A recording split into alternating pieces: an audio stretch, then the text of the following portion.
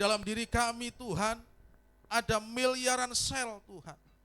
Dan itu memungkinkan begitu banyak kesempatan untuk terjadi suatu kesalahan. Setiap organ-organ tubuh kami di dalam Tuhan, kami tidak bisa mengendalikan itu. Dan pagi hari ini itu bisa berfungsi sesuai dengan apa fungsi mereka masing-masing. Ini semua Tuhan karena belas kasihan dan kebaikan-Mu semata. Kau izinkan kami di minggu pertama bulan ketiga ini boleh juga berada di ruangan ini Tuhan.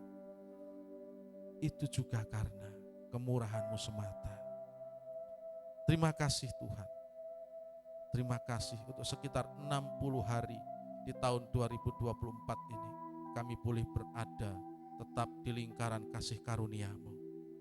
Dan kami terus Tuhan di tahun ini 10 bulan ke depan untuk tetap berada di dalam lingkaran kasih karunia-Mu.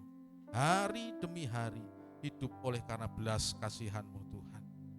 Terima kasih Bapa, terima kasih. Saatnya bagi kami untuk diisi dengan firman-Mu. Dan kami rindu firman ini memberi kekuatan baru bagi kami. Menyerahkan sepenuhnya pemberitaan ini untuk ada di dalam pimpinan Roh Kudus.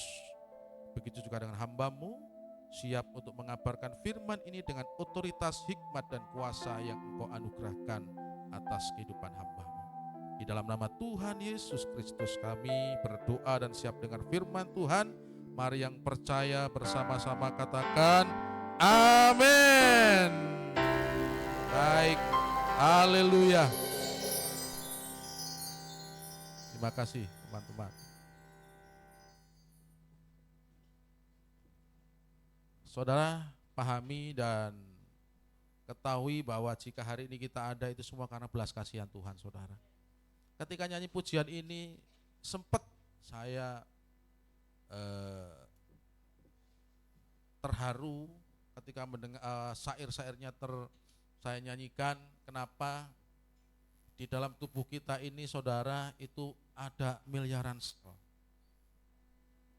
Dan itu semuanya itu berfungsi dengan baik, berfungsi sebagaimana fungsinya. Ya. Dan hari ini pun kita ada kekuatan, ada komitmen untuk berada di rumah Allah. Itu juga semata-mata karena belas kasihan Tuhan saudara. Kalau saudara susah mengucap syukur, saya kasih saran saudara. Kalau susah mengucap syukur ya, saudara pergilah ke UGD. Tinggallah di sana sekitar 1 jam saja saudara. Maka saudara di situ kalau enggak mengucap syukur keterlaluan saudara. Karena hampir 1 jam, kayak sekelas rumah sakit Yohari, saya pernah antar tetangga. 1 jam saya di situ antar tetangga masuk UGD saudara. Ambulan itu saudara dan taksi-taksi itu hampir mungkin 5-10 menit itu datang. Membawa orang jatuh dari motor, orang digigit ular, ada yang melahirkan masih belum bisa, ya. Ada yang mencoba, waktu itu ada yang mencoba bunuh diri, gagal, saudara. Saya melihat hal itu dan saya ini baik-baik saja. Ya. Di situ tuh ada perasaan lihat darah itu mual, ya, karena saya takut darah. Tapi juga saya merasa bahwa Tuhan, terima kasih bahwa Engkau izinkan saat ini saya baik-baik saja. Makanya kalau saudara susah mengucap syukur, datanglah ke UGD saudara. Nanti di situ saudara akan lihat itu. Saudara bersyukur. Kalau di kuburan enggak lihat orang menjerit saudara, di UGD itu orang menjerit saudara. Orang mengeluh, orang menangis, orang menyebut Tuhan. Ya, di UGD. Ya, disebut karena berbagai macam alasan. Kalau susah mengucap syukur. Tapi kalau saudara sudah terbiasa mengucap syukur, gak usah UGD lah. Ya. Ada berkat mengucap syukur, ada masalah mengucap syukur. Amin. Baik, pagi hari ini saya akan mengambil satu tema, yaitu His Mercy, saudara. Belas kasihan Tuhan yang terambil di dalam Matius 20 ayat 29 sampai yang ke-34, saudara. Saudara sudah tidak asing dengan cerita ini, dengan kisah ini, Bahkan semenjak gereja ini ada, mungkin saya sudah beberapa kali juga mengajarkan tentang hal ini saudara. Tetapi saya yakin bahwa hari ini pun akan tetap ada sesuatu yang baru yang bisa kita pelajari. Matius 20 ayat 29 sampai 34. Sudah dapat? Sudah dapat Bapak Ibu? Amin. Belum, yang belum cari, yang sudah, amin. Yang tidak bawa HP dan Alkitab, lihat di depan. Tapi saya sarankan juga, bawalah Alkitab mau ibadah kok. Ya, HP kan terinstal juga. Kita baca sama-sama Bapak Ibu ya, dari hitungan yang ketiga. 1, 2, 3. Dan ketika Yesus dan murid-muridnya keluar dari Yeriko, orang banyak berbondong-bondong mengikuti dia. Ada 2 orang buta yang duduk di pinggir jalan mendengar bahwa Yesus lewat. Lalu mereka berseru, Tuhan, Anak Daud, kasihanilah kami. Tetapi orang banyak itu menegur mereka supaya mereka diam. Namun mereka makin keras berseru, katanya, Tuhan, Anak Daud, kasihanilah kami. Lalu Yesus berhenti dan memanggil mereka. Ia berkata, apa yang kamu kehendaki supaya aku perbuat bagimu? Jawab mereka, Tuhan, supaya mata kami dapat melihat. Maka tergeraklah hati Yesus oleh belas kasihan. Lalu ia menjamah mata mereka, dan seketika itu juga mereka melihat lalu mengikuti dia. Saudara, ini biasa kalau kita baca dengan seperti ini. Tapi coba posisikan saudara pada waktu itu ada di antara kerumunan orang banyak ketika Tuhan Yesus keluar dari Yeriko untuk menuju ke Yerusalem menggenapi rencana daripada Bapaknya. Bahwa saudara di antara kerumunan orang banyak, saudara di antara kerumunan orang banyak yang mengagumi, yang ingin melihat Yesus, yang juga mungkin hanya sekedar, oh ini toh Yesus. Atau juga ingin sesuatu yang lain saudara. Coba ketika saudara bayangkan ada di sana seperti itu, berdesak-desakan seperti itu, lalu ada orang pengemis, orang buta, 2 orang buta di pinggir jalan, yang tentunya bahwa hari-hari dia di situ sudah. Pekerjaan kantornya dia di situ itu kantornya. Untuk meminta apa? Untuk meminta belas kasihan dari orang-orang yang lewat saudara, karena dia nggak bisa kerja. Tidak jauh-jauh ketika saudara ke Saga, di lobi masuk itu, biasanya kan ada penjual di situ Bapak Ibu. Ada nggak Bapak Ibu belas kasihan dengan mereka? Ada nggak yang Bapak Ibu mau beli jualan mereka? Ada Bapak Ibu ngasih uang setiap datang ke situ? Atau ini mengganggu? Atau biasa saja? Atau kasihan? Saudara, hampir di semua orang yang waktu itu mengagumi atau mengerumuni Kristus, tidak ada yang mempedulikan 2 orang ini. Sebagaimana kalau kita ke Saga, ya kita lewat-lewat aja dengan orang itu sudah. Beli pun tidak. Ya, saya juga seperti itu, enggak ada tergerak sama sekali. Ya, untuk itu. Ya, pernah dulu sekali. Dulu kasih uang sama mereka. Tapi sekarang enggak. Ya. Jadi saudara, ini ada suatu fenomena yang pada waktu Kristus menuju ke Yerusalem meninggalkan Yeriko, kerumunan begitu banyak orang, saya yakin orang itu semuanya itu ingin melihat Yesus dan semuanya itu egois untuk mempertahankan posisinya masing-masing supaya nanti bisa melihat dengan jelas. Saudara, fenomena yang terjadi saat ini, ketika Pak Presiden Jokowi lewat ke mall, kemana, itu saudara bisa bayangin orang semuanya berdesak-desakan, betul? Pengawalnya membuat jalan sedemikian rupa supaya jalannya Tuhan Yesus, jalannya Jokowi ini saudara, tidak terhalang, ya, tidak terhalang. Dan semuanya itu memanggil Pak Jokowi, foto, betul? Ya. Lalu siapa yang bisa foto dengan Pak Jokowi? Nanti Pak Jokowi gaya khasnya begini. Pasti, yang ditunjuk itulah nanti yang dekat. Yang enggak ditunjuk meskipun dekat tidak diizinkan sama pas pampresnya saudara. Artinya bahwa orang yang ditunjuk itu, yang nanti bisa foto dengan Pak Jokowi itu karena kasih karunia Pak Jokowi. Karena haknya dia untuk memilih dia. Padahal begitu banyak orang, apakah semuanya bisa foto? Tidak bisa ada kesempatan saudara, karena tidak mendapatkan belas kasihan dari Pak Jokowi saudara. Nah saudara, di dalam cerita ini ada hal yang menarik bahwa dua orang ini berteriak-teriak terus memanggil Tuhan, dan ada suatu hal yang waktu saya membaca ini, terus saya bertanya dan ini tidak ada dijawab oleh Matius. Slide berikutnya, bahwa kenapa Matius tidak memberitahukan kepada kita apa alasan murid dan orang banyak tidak mau membiarkan dua orang buta ini mendekati Yesus. Dan ini tidak dijawab oleh Matius, saudara. Tentunya ini menjadi suatu bahan pertanyaan bagi kita. Ya. Dan saya berasumsi menjawab, ya asumsi saya ya, pertanyaan saya jawab bahwa para murid-murid mereka itu ingin melindungi Tuhan Yesus. Seperti pas Pampres itu melindungi Jokowi itu. Pastikan supaya jalannya itu aman, tidak terganggu. Kenapa? Karena para murid beranggapan bahwa Yesus sedang menjalankan suatu misi yang kritis untuk menuju Yerusalem. Ya, tetapi bukan sebagai Mesias yang dikehendaki Allah, tetapi sebagai Mesias secara politik. Karena di Yerusalem itu adalah pusat pemerintahan, pusat keagamaan orang Yahudi. Dengan tanda-tanda yang sudah dibuat Yesus membangkitkan orang mati, ya, membuat orang lumpuh berjalan, orang tuli bisa mendengar. Ya.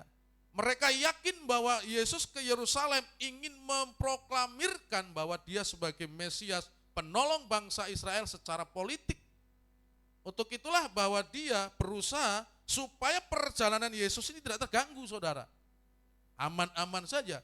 Masa depan Israel sedang dipertaruhkan.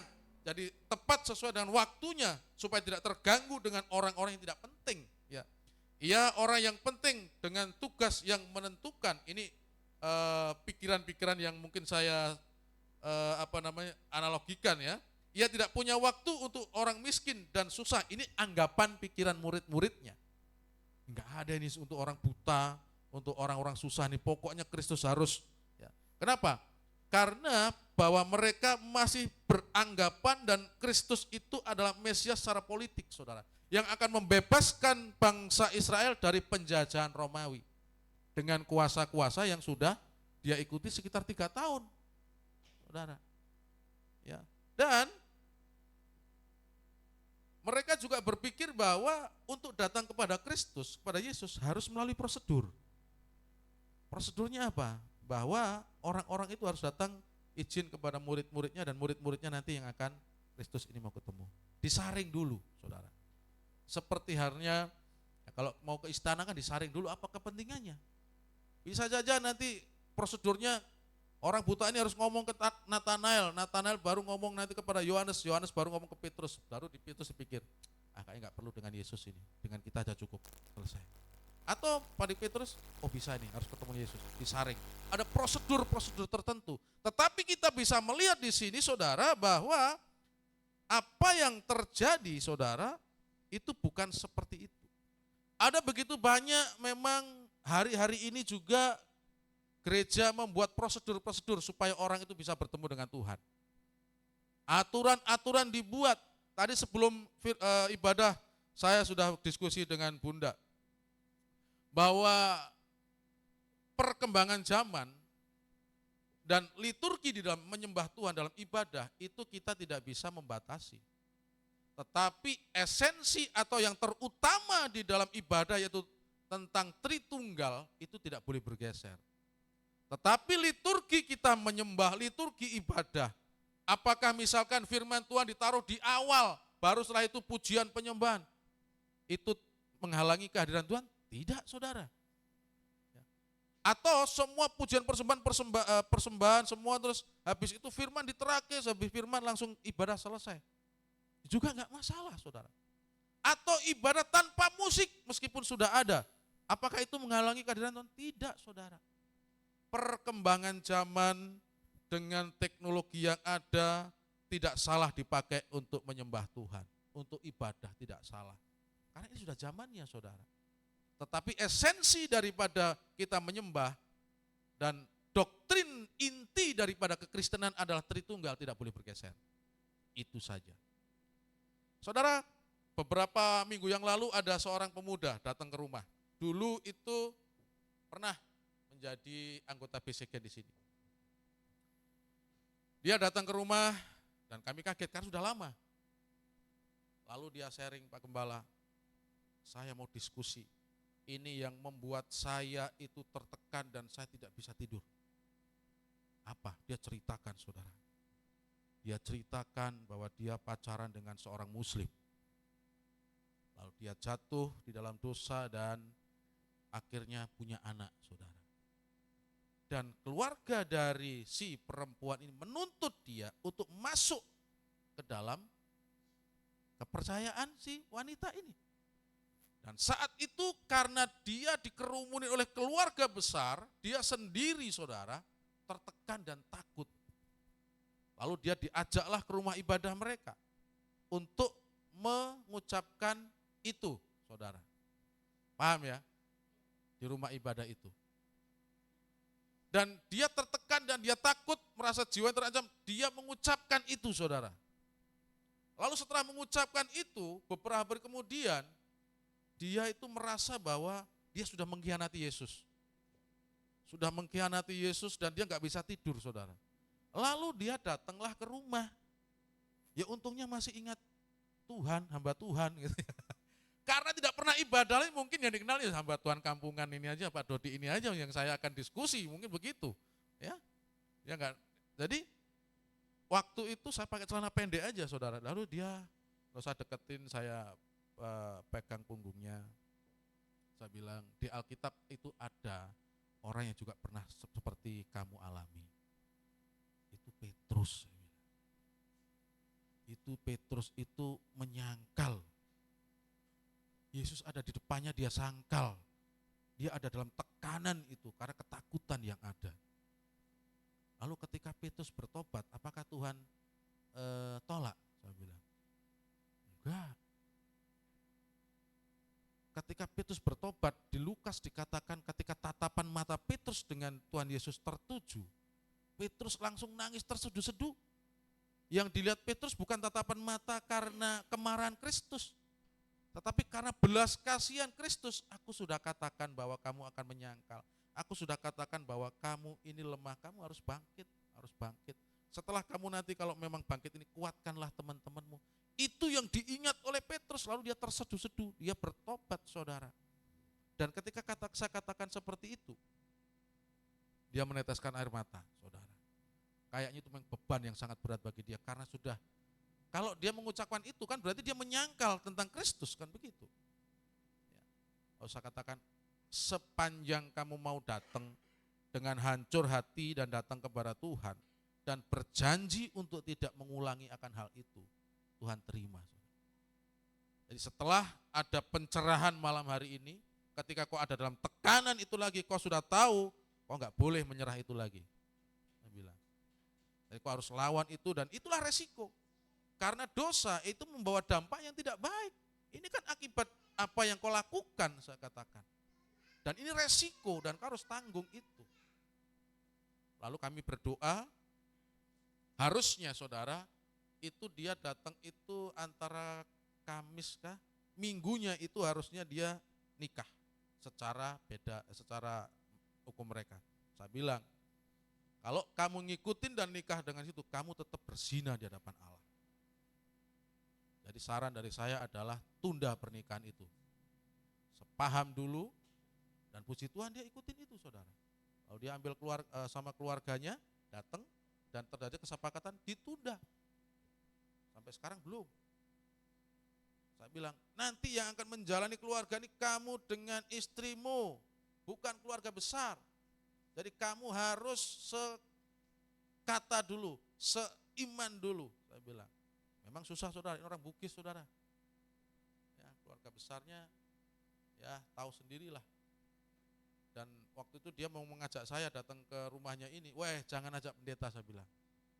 Kamu ajak pendeta, nanti akan bergeser esensinya. Apa? Itu nanti esensinya adalah jihad. Itu sudah, kalau itu udah beda lagi. Karena apa? Itu nanti ketika kau ajak pendeta, berarti ini mau mengajak masuk ke ini. Wah itu sudah susah. Mendingan kau ajak keluarga. Bukan saya nggak mau, tidak. Tetapi dampaknya ketika nanti sudah mereka berpikir bahwa ini akan dikristenkan misalkan, ya, dengan pendeta yang datang, wah perkara bisa kayak Sampit nanti, kayak Ambon nanti, viral nanti saya saudara, hanya masalah gara-gara laki-laki perempuan saudara, bisa saja, ya. Dan ini hikmat-hikmat Allah. Gereja, ya, orang yang mau datang kepada Tuhan itu kapan saja bisa. Tidak harus melalui prosedur. Saya tidak membuat prosedur-prosedur bagi dia untuk dia kembali kepada Tuhan. Oh, tidak bisa. Karena kau sudah mengucapkan itu, jadi kau harus membawa ini, harus membawa itu. Baru setelah itu kau datang kepada Tuhan, datang kepada saya, lalu kita berdoa. Kau harus datang ke gereja, berdiri di sini, kau mengadakan pengakuan kepada jemaat. Ya, baru nanti setelah itu saya akan berdoa dan Tuhan ampuni kamu. Saudara, itu prosedur-prosedur duniawi yang seolah-olah itu bagus, tetapi itu justru juga ada kalanya menghambat orang datang kepada Kristus, saudara. Karena saya yakin di rumah ketika dia hancur hati, kita berdoa, dia mengikuti kalimat-kalimat saya juga, ya dia sudah selesai dengan Tuhan. Nanti kemudian bagaimana Roh Kudus akan memberikan kekuatan dan dia akan tetap berjuang dengan itu. Karena dampak dari dosa yang dia lakukan, dia harus tanggung. Ya, tetapi kekuatan itu ada. Nah ini saudara, ini gereja kadang-kadang membuat banyak prosedur. Kita mau baptis, gagal baptis gara-gara tidak ada jubah putih. Pak, gereja di sana kalau baptis itu jubah putih, fotonya bagus, kita nggak ada jubah putih, kita nanti dulu Pak, tunggu sampai gereja punya jubah putih baru kita baptis. Saudara, itu prosedur-prosedur yang tidak membawa keselamatan. Ya. Intinya ketika kita baptis, kita datang ada air, saudara sudah sepaham, sudah mengerti arti keselamatan, siapa Yesus, kalau menolak Yesus seperti apa, lalu kita dibaptis, selam, selesai saudara. Ya. Tidak perlu harus tunggu jubah putih dulu, nanti gembalanya pakai jubah ini juga, baru sah. Saudara. Enggak, tetapi kalau memang gereja mampu dan ada, monggo, kan begitu aja. Ya toh, silahkan dipakai. Ya. Jadi gereja tidak harus membuat prosedur-prosedur yang membuat orang itu susah datang kepada Tuhan, seperti halnya yang dilakukan oleh para murid-murid ini saudara. Di sini hal yang menarik bahwa di ayat 30 dan 31 itu berbeda dengan Injil lain yang ditulis mengenai tentang orang buta ini saudara. Hal yang diserukan kalau di Injil lain adalah Yesus anak Daud kasihanilah kami. Tetapi di Matius ini saudara, Tuhan anak Daud kasihanilah kami. Dua kali dikatakan ayat 31 dan ayat 30 dan 31. Tuhan anak Daud kasihanilah kami. Dengan penekanan yang ada dan dua kali diucapkan, ini pada akhirnya menarik perhatian Tuhan.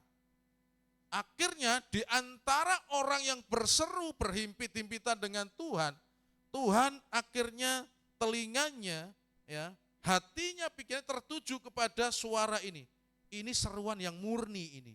Ini seruan yang memang betul-betul rindu ini. Ini seruan yang memang betul-betul memerlukan belas kasihan saya ini. Ya. Lalu akhirnya apa? Tuhan berhenti dan Tuhan berpaling dan di situ dikatakan tadi bahwa dia memanggil dua orang buta ini saudara. Yang hadir pada hari ini saudara, saudara mau ketemu dengan Tuhan atau tidak pagi hari ini, itu saudara yang menentukan. Firman yang saya sampaikan ini firman yang sama kalau disampaikan oleh hamba Tuhan yang lain sama. Tuhan Yesus menyampaikan firman, mengajar, tidak terjadi mujizat juga pernah. Tuhan Yesus di mana? Di kampungnya sendiri, di Nazaret.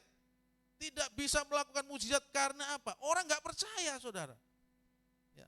Jadi kalau saudara ingin bertemu dengan Tuhan pada pagi hari dalam ibadah ini, ingin mendapatkan sesuatu yang membuat saudara kuat oleh firman ini, itu dari respon saudara. Respon saudara seperti apa? Nah, supaya saudara mendapatkan pesan dari firman ini, saudara belajar dari dua orang ini. Yang pertama yang bisa kita pelajari dari dua orang ini, saudara, adalah mereka itu sepakat mintanya, ya, mengajukan permintaan yang sama. Dua orang itu, Tuhan Anak Daud, kasihanilah kami. Sepakat dulu saudara.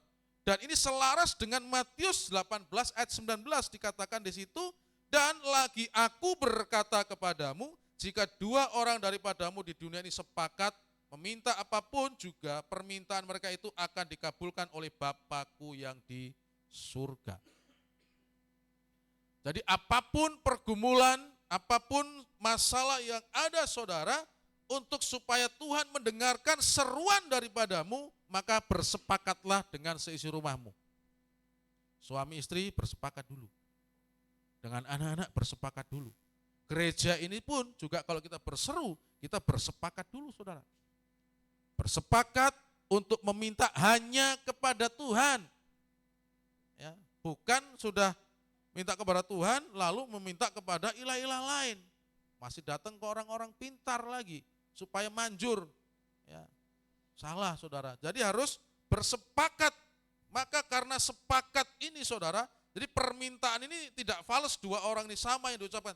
Tuhan Anak Daud, kasihanilah kami. Tentu kalau nggak bersepakat, ini kalimat yang ditulis oleh Matius ini nggak sama. Bahwa dua orang itu berseru, yang satunya ditulis begini, yang satunya ditulis begini. Ya.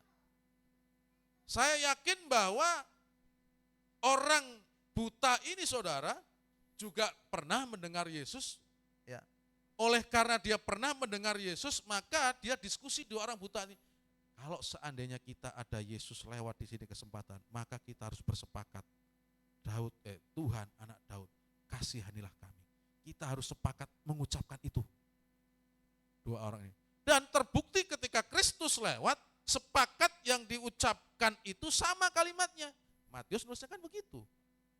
Jadi ada dua orang, tidak dikatakan satu berseru kepada Tuhan begini, satunya begini enggak, tetapi kalimatnya ditulis sama. Harus sepakat. Yang kedua saudara, yang harus kita pelajari dari kisah orang yang buta disembuhkan ini adalah memanfaatkan momentum atau kairos. Waktunya Tuhan. Ya. Melvin kan kairos itu waktunya Tuhan. Ya. Jadi memanfaatkan momentum kairosnya Tuhan. Karena apa? Karena orang buta ini tidak bertanya Yesus ini sedang bersama dengan siapa, enggak. Yesus juga, mereka juga tidak sedang menanyakan Yesus sedang apa, enggak. Ya. Dan mereka juga tidak menanyakan prosedur bertemu dengan Yesus kira-kira apa. Tidak. Bahkan bisa dibilang bahwa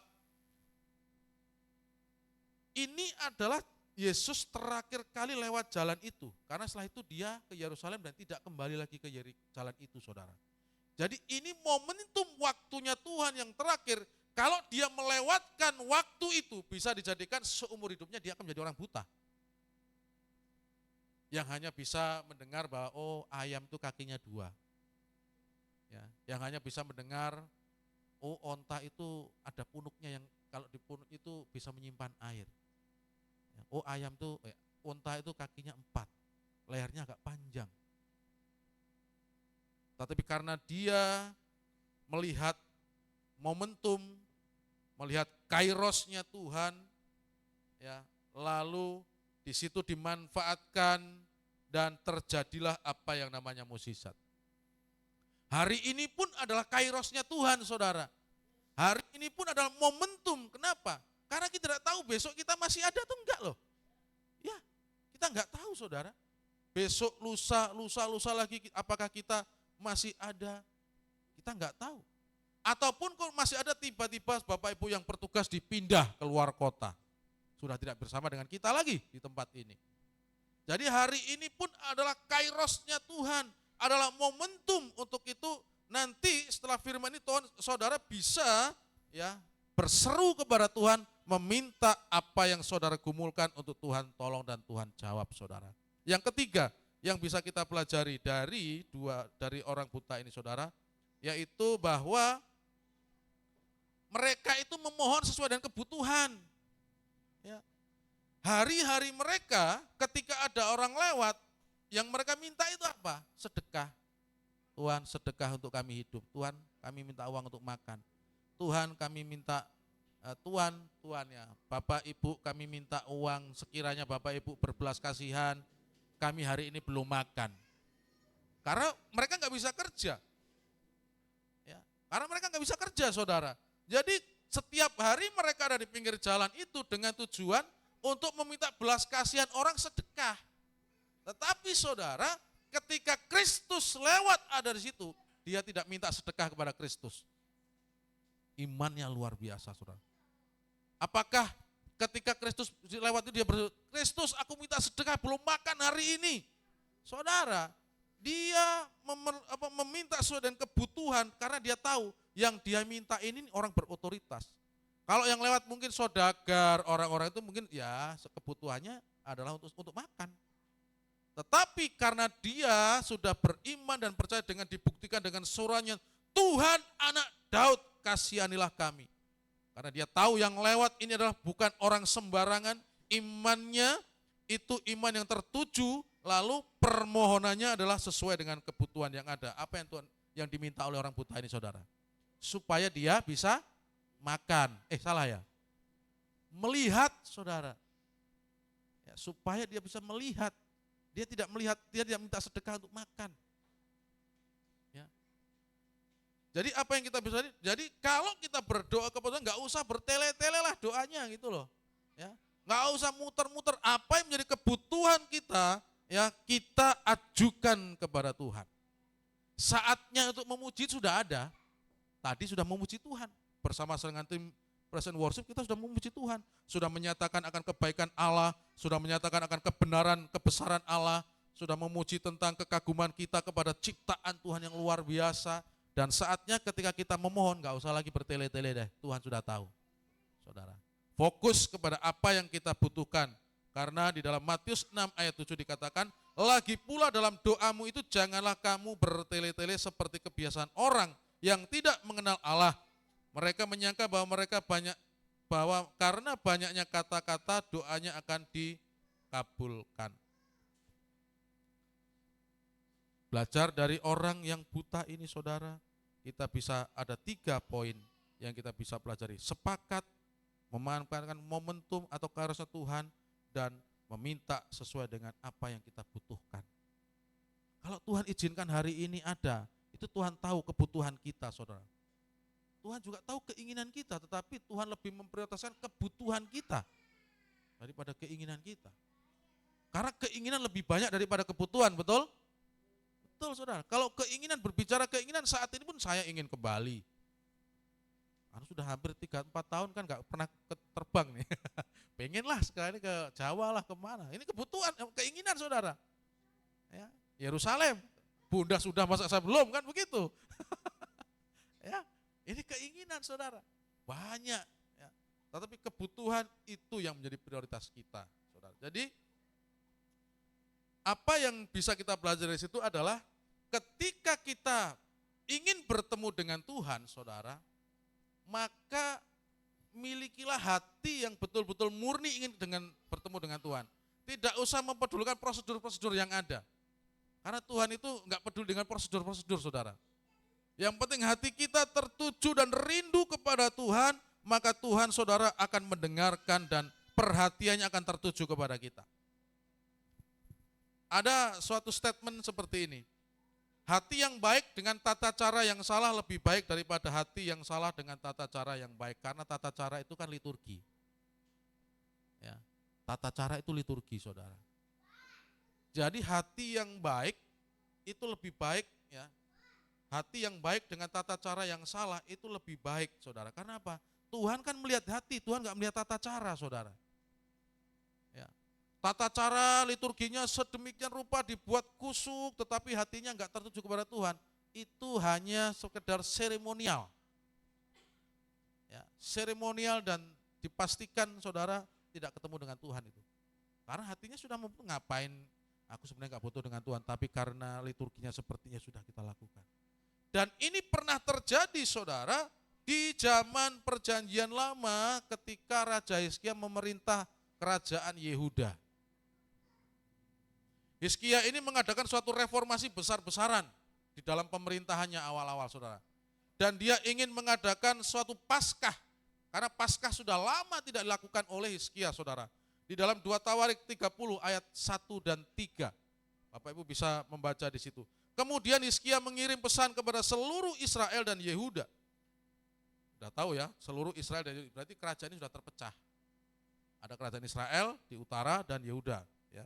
Bahkan menulis surat kepada Efraim dan Manasye supaya mereka datang merayakan Paskah bagi Tuhan, Allah orang Israel di rumah Tuhan di Yerusalem.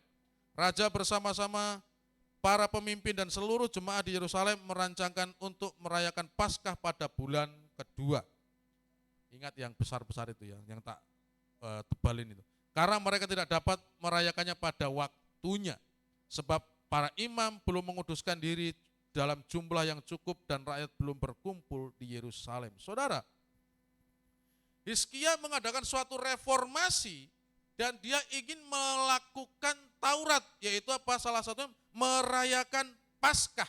Nah, masalahnya Paskah ini sudah lama tidak dilakukan oleh orang Israel, oleh orang Yehuda.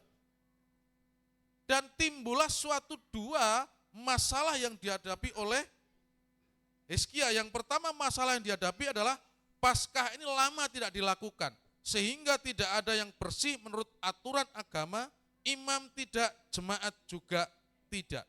Karena di dalam aturan Paskah saudara, orang harus menguduskan diri dan tidak boleh melakukan pekerjaan berat. Tetapi kita bisa melihat di sini saudara, bahwa di ayat 15 sampai 20, di 2 Tawarik 30 ayat 15 sampai 20, itu kalau Bapak Ibu membaca saudara, mereka tidak memenuhi syarat untuk mengikuti Paskah. Kalau kita baca dalam 2 Tawarik 30 ayat 15 sampai 20, mereka tidak memenuhi syarat untuk mengikuti Paskah. Karena mereka tidak mentahirkan diri, tidak menguduskan diri saudara. Tetapi Hizkia tahu bahwa niatnya adalah baik, lalu Hizkia berdoa. Ya. Dan di ayat 19, ayat 18 lah. Sebagian besar dari rakyat, ayat 18 ya, terutama dari Efraim, Manasye, Isakar dan Zebulon, tidak mentahirkan diri, namun mereka memakan Paskah walaupun tidak sesuai dengan apa yang ada tertulis. Tetapi Hizkia berdoa untuk mereka, kata Tuhan yang baik itu kiranya mengadakan perdamaian bagi semua orang yang sungguh-sungguh berhasrat mencari Allah, yakni Tuhan, Allah nenek moyangnya, walaupun ketahiran mereka tidak sesuai dengan tempat kudus. Tuhan mendengar Hizkia dan membiarkan bangsa itu selamat. Saudara, kalau Tuhan lebih fokus kepada tata cara dan aturan yang dia tetapkan, mati semua orang ini. Karena enggak layak.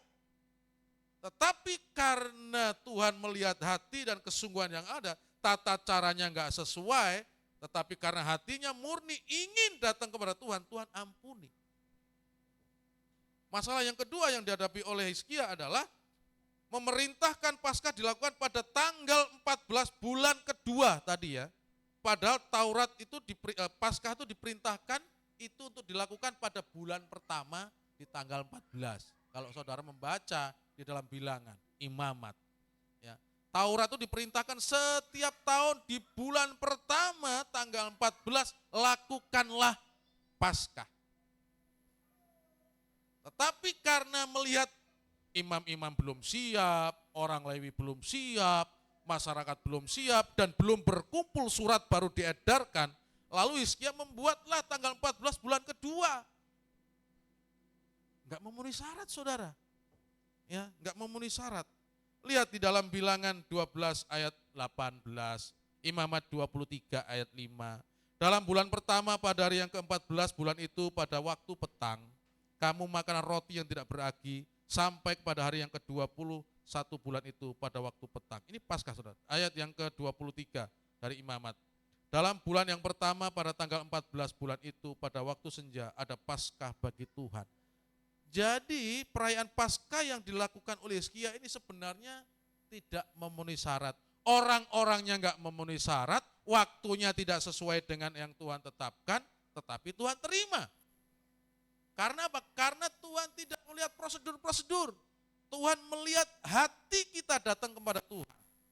Sama seperti 2 orang buta tadi, saudara. Sama yang diceritakan di dalam Matius teks yang kita baca di awal, bahwa murid-murid melihat harus ada prosedur. Tetapi Tuhan enggak perlu. Oh, ini berseru dan ini membutuhkan. Dia menembus kedalaman hati orang yang buta ini memerlukan pertolongan, lalu Tuhan memalingkan dan memanggil mereka. Saudara yang ada di tempat ini pun, saya bisa ambil kesimpulan seperti ini, saudara, dari firman ini. Bahwa Yesus itu mendengar. Matius 20 ayat 32, saudara bisa baca. Lalu bahwa Yesus itu menjawab permohonan kita. Permohonan kebutuhan kalau saya tekankan juga. Yang ketiga, saudara, bahwa Yesus itu melihat hati yang rindu, saudara. Kalau ibaratnya kita mau datang dan berdesak-desakan di konteksnya Matius tadi, hari ini pun bisa saya katakan juga, hari ini saudara yang akan bertemu dengan Kristus adalah seberapa hatimu yang mau rindu kepada Tuhan. Anggap aja suami, istri, anak, tetangga, tempat duduk saudara ini adalah kompetitor untuk bertemu dengan Tuhan.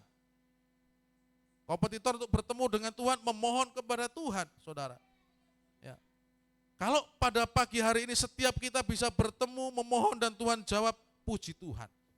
Hati kita berarti sudah memenuhi syarat. Meskipun tata cara kita salah. Ya. Meskipun liturgi kita salah, saudara.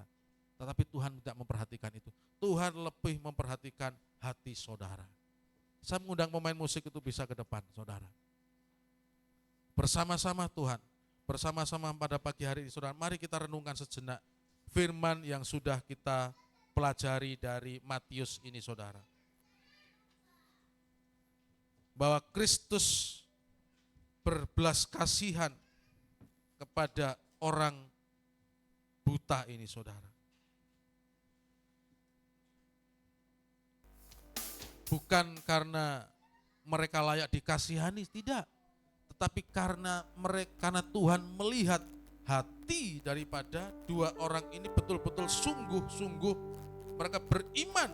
Dan kita bisa melihat seruan mereka, Tuhan anak Daud kasihanilah kami.